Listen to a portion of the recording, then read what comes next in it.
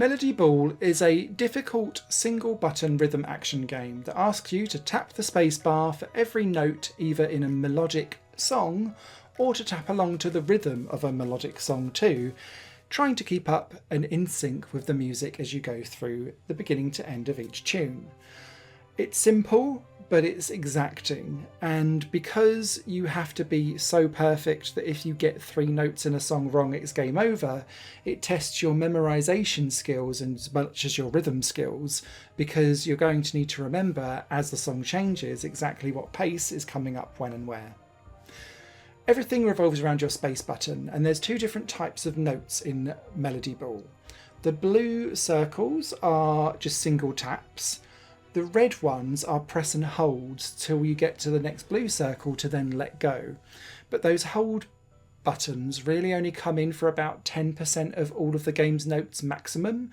And what it does is it lulls you into a false sense of security where you're constantly going like tap, tap, tap, tap, tap, tap, tap, tap, tap, tap, tap, tap, tap, hold, tap. So it kind of throws you off of your game because they're thrown in kind of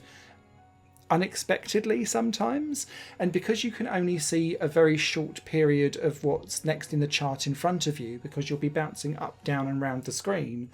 you're almost having to memorize how this song will lay out so that you can get from A to B and make sure that you're exacting in all of your hits. All of the UI is circular to a point, but you can choose different icons to represent you as a character, and some of them are not circular, and so I recommend sticking with the circular ones because it makes it so much easier to work out exactly what pace and speed you need to hit things from, because the BPM and amount of hits per, I guess, bar of music will rigidly chop and change throughout songs, and so you need to kind of keep up with that change of beat and tempo as you go through the course of a song. The music itself is a real mixture of classical to rock to like hillbilly country to slow K-pop style things, but they're always in a MIDI format, so it feels tinny and always a little bit clunky and rigid and not really fully human, if that makes sense. And that also carries across to the note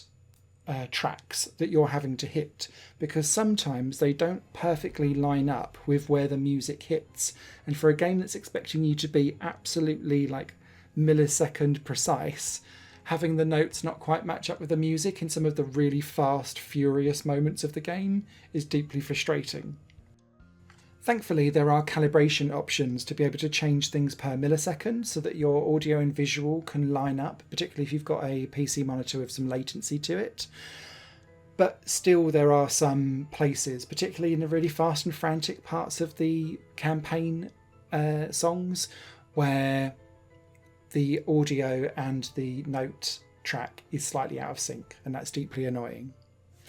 However, I do want to shout out the fantastic editor in this game, and this is where I think the longevity and the creativity of Melody Ball potentially could blossom.